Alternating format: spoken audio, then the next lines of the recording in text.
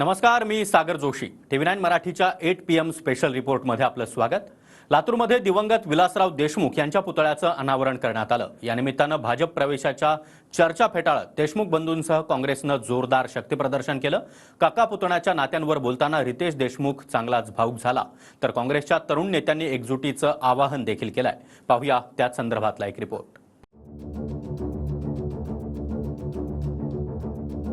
सगळं संपलेलं नाही आहे, अजून काँग्रेस जिवंत आहे हे दाखवून देण्याचं काम आपल्याला करावं लागेल. हे जे काय राजकारणात घडतंय सध्या टीव्हीवर तुम्ही पाहताय, पण जिथं अमित भैया आहेत आणि जिथं बंटी पाटील आहेत तिथं विश्वजित कदम आहे. काळजी करू नका, आम्ही सगळे एक संघ आहोत. आम्ही सगळे तरुण कार्यकर्ते, तरुण पिढी, आम्ही एक संघ आहोत. मी जिथं आहे तिथं ठीक आहे. पुन्हा या महाराष्ट्रामध्ये दिवस आणायचे ते आदरणीय यशवंतराव चव्हाण साहेबांचे. बऱ्याच दिवसांनी विलासराव देशमुखांच्या लातूरातला एक कार्यक्रम हा काँग्रेससाठी उत्साह वाढवणारा ठरला.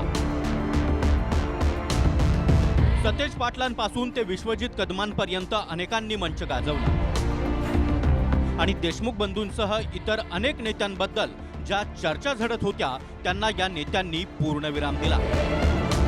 सगळं संपलेलं नाही आहे, अजून काँग्रेस जिवंत आहे हे दाखवून देण्याचं काम आपल्याला करावं लागेल. नुसता नमस्कार करून पुतळ्याला आम्हाला चालणार नाही.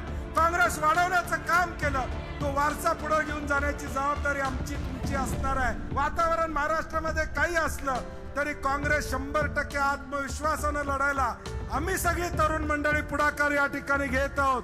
सैराभैरा व्हायचं कारण नाही. काँग्रेसची स्थापना झाल्यापासून 100दा काँग्रेसमधून अनेक जण फुटले, काँग्रेस या ठिकाणी गेली नाही. हे जे काय राजकारणात घडतंय सध्या टीव्हीवर तुम्ही पाहताय, काही कोण वावड्या उठवतं, अफवा उठवतं.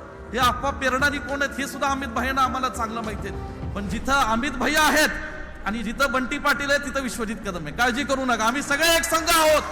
आम्ही सगळे तरुण कार्यकर्ते, तरुण पिढी, आम्ही एक संघ आहोत. आदरणीय विलासराव देशमुख साहेबांनी पत्रकारांशी संवाद साधत असताना असं सांगितलं, मला तुम्ही काँग्रेस पक्षामधून काढून टाकाल, पण माझ्या रक्तातली काँग्रेस तुम्ही कशी काढणार.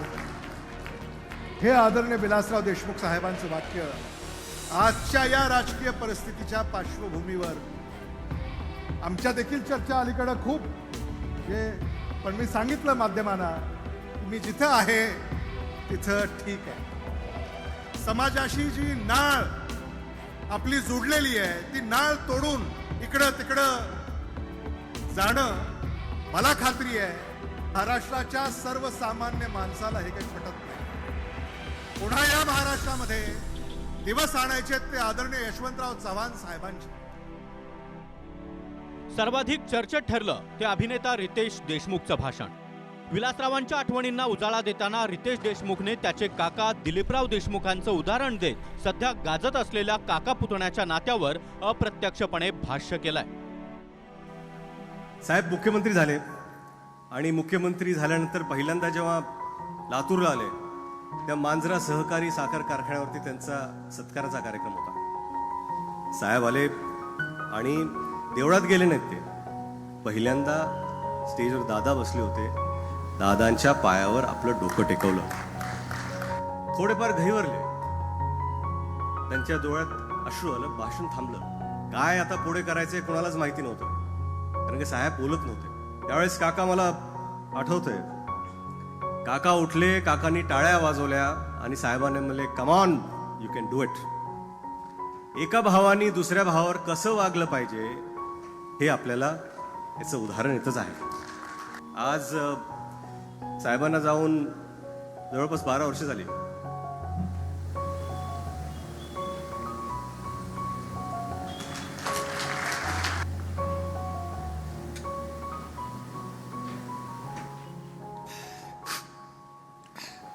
पण ही उणीव आपल्याला कधी भासू नये म्हणून काका हे नेहमीच मागे उभे राहिले. काकांना बऱ्याचशा वेळेस बोलता आलं नाही, पण आज मला वाटतं की सर्वांसमोर मी सांगतो, काका मी तुमच्यावर प्रचंड प्रचंड प्रेम करतो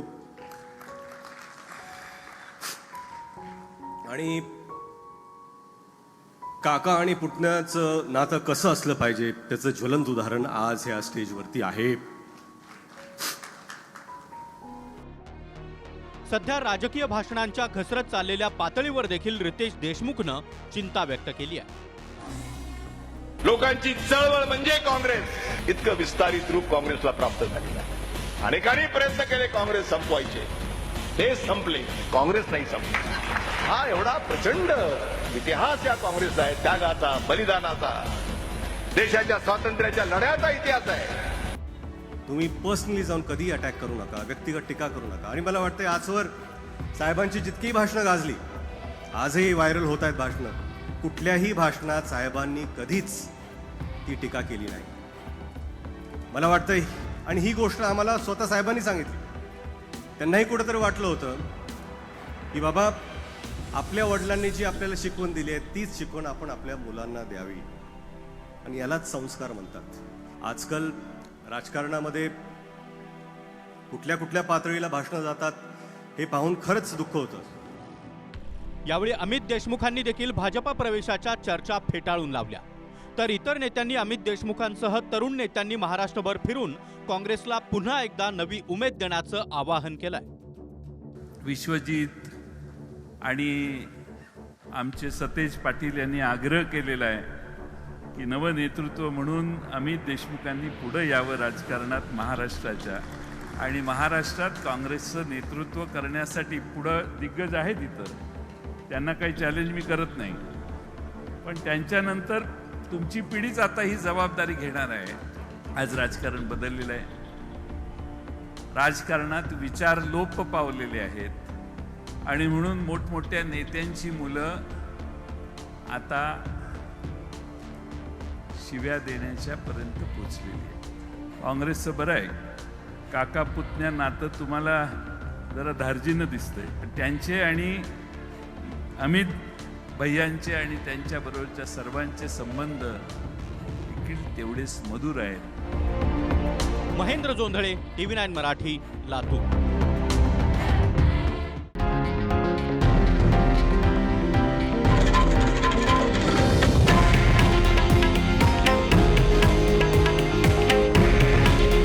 हे आहे देशातील नंबर 1 न्यूज नेटवर्क आणि आपण पाहत आहात TV9 मराठी. काळजी तुमची, हित महाराष्ट्राचं.